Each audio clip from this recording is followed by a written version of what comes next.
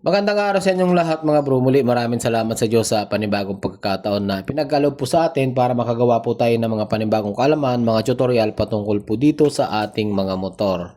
So meron lang nagtanong sa akin mga bro kung paano daw ang arrangement ng transmission ng NS150 at saka NS160. Halos pares lang po yun. Actually kahit sa 135 at sa 180 halos magkakamukha lang po sila ng transmission at saka ng arrangement ng ating mga gearings. So tama-tama, meron tayong in-overhaul na NS150, so meron tayong pagkakataon para makapag-share sa inyo or para may bahagi ko sa inyo yung positioning ng transmission natin para sa NS160 at saka NS160.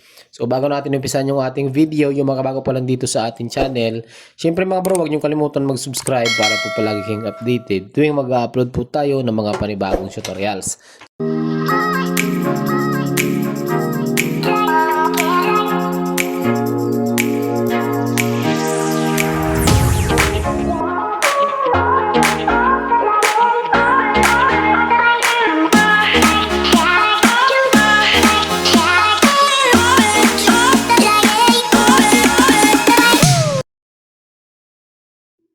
Yan. So ito pala mga bro yung transmission ng Kawasaki NS150 at saka NS160. Pero ito talaga galing sa 150.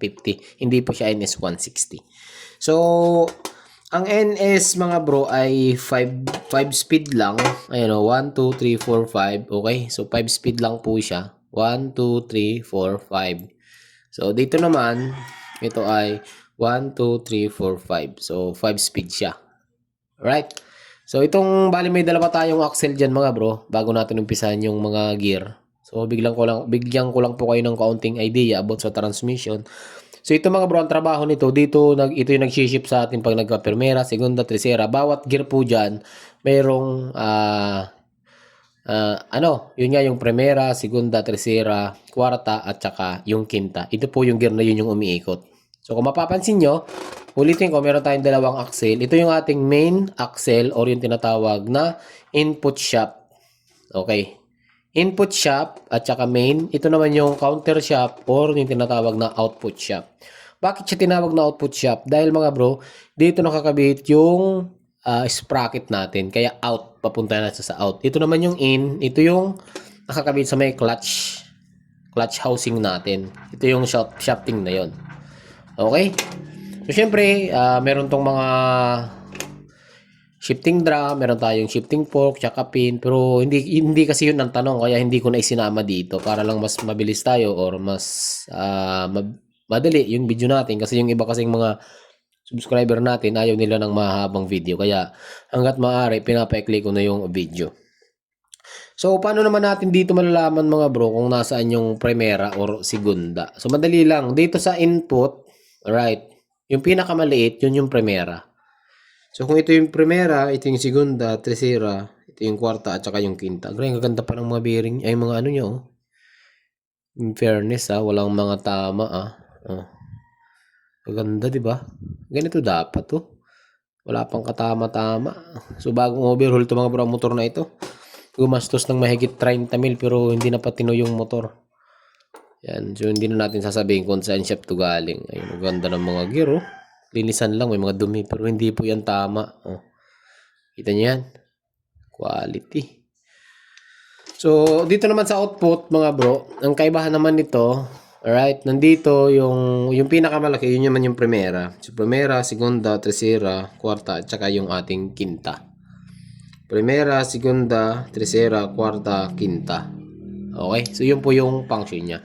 So, ngayon, ang tanong ng ating isang subscribers, paano daw yung position? So, ito, naka-align po siya, pero tatanggalin natin para magkaroon po kayo ng idea. Ayan, o. May washer, gear, at may bushing, at saka may washer ulit.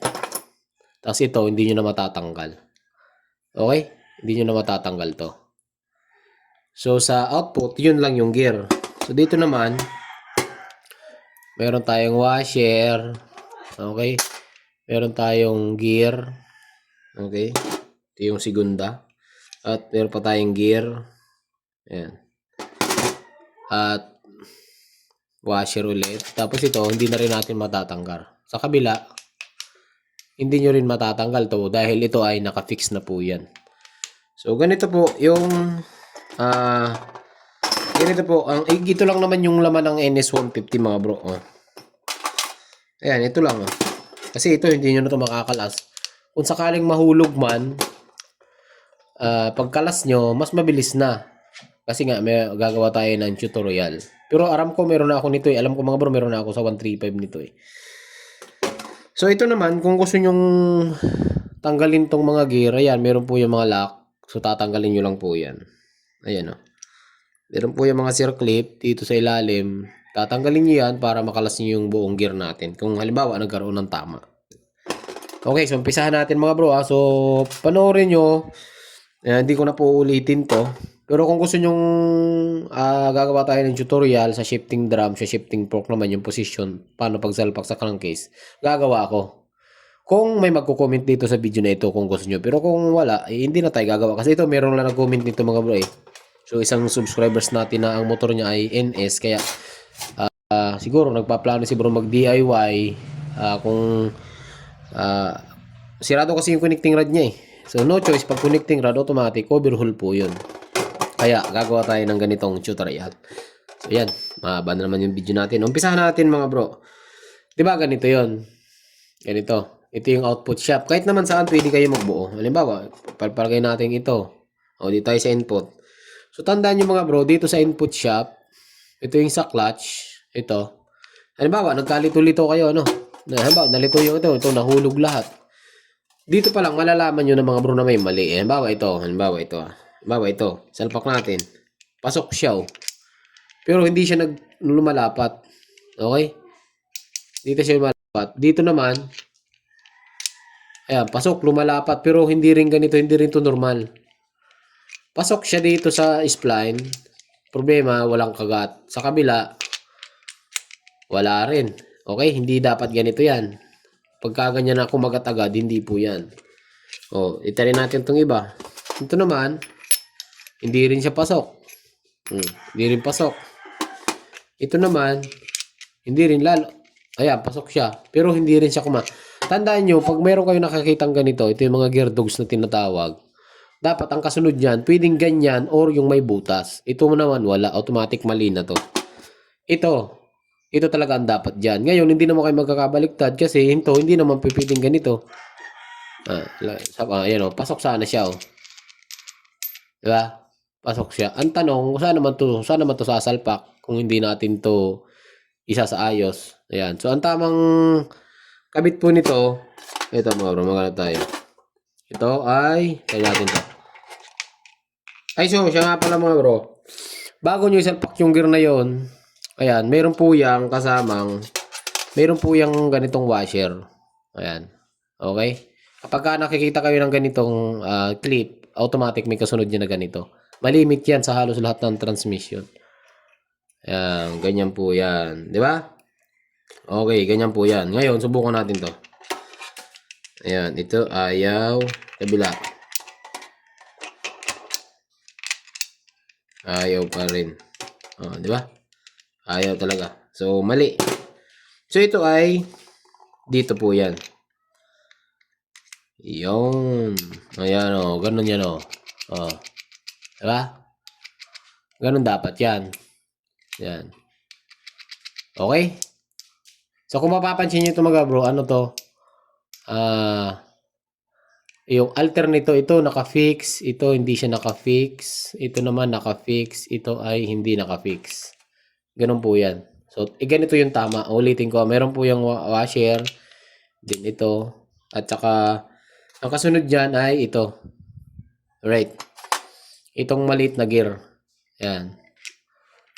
Okay, ito po yan. Tapos, dito mga bro, meron kayong makakita ditong spline washer to na magkamukha. Ayan, pares na pares po yan, oh. Pero meron po yung pagkakaiba. Okay? Meron po yung pagkakaiba. Ano yung pagkakaiba nila? Yung taba o yung kapal. So, meron po dyan mas mataba. Ito mas manipis, mas mataba. Ayan. Yung mas manipis, yun yung nakakabit dito. Okay? So, ganun po yung arrangement nitong input shop. So, dito tayo sa output shop. So, sa output shop, hindi siya nakakalas. Ito buo na to. So, dito tayo sa kabila. Pag ano dito mga bro, sabi ko nga sa inyo, kung may butas siya dito, ang kasunod natin dyan is yung may gear dogs dito. So, subukan natin tong tatlo. Halimbawa, ito yung naisalpak nyo. Oh, maganda to. Ganito dapat. O, try natin sa kabila. Ayan, ito hindi hindi kumakagat. Ibig sabihin, ganito yung tamang kabit. Ayan. Alright? So, pagkatapos nyan, itong bushing, ayan, nakaganito po yan. Kasi pagka ikinabit nyo to, maluwag yan, oh. Aalog-alog siya. Diba? Kaya, meron tayong ganito. Bushing. Ayan. Ganito ang upo niyan mga bro, ah. Ayan, oh. Hindi siya nakaganon. Kasi pagka ganito, hindi nyo na may papasok to, di ba? So, dapat nakaganito siya. Nawala na kasi yung langis eh, kaya medyo, yan. Ganyan po yan. Tapos ito, ang ano ito, pataob, hindi siya ganito. Kasi pag ganito, hindi, ayan o, baka mabubungi yan, kasi hindi rin papasok yung, mahirapan kayo sa primera nito, ayan o. Ang tamang posisyon yan ay, nakataob siyang ganito. Kataob po siyang ganire. Alright. Tapos, yung makapal na washer, kapares nung kanina, ito yun. Ito yung nandito. Ayan. So, buo na po yung ating transmission. Napakadali lang yung Kawasaki NS na to mga bro. Basic lang po itong buuin. Ngayon, mag-comment na lang kayo kung gusto nyong pag-usapan natin yung ano, yung pagkakasan nito mismo sa motor or doon sa crankcase natin. So, sana mga bro, meron kayong natutunan sa tutorial natin ngayon. So, mag-comment na lang kayo kung meron pa kayong gustong i-request na gawa natin na tutorial. So, hanggang dito lang. Magandang araw sa inyong lahat at shout out sa mga Kawasaki NS users.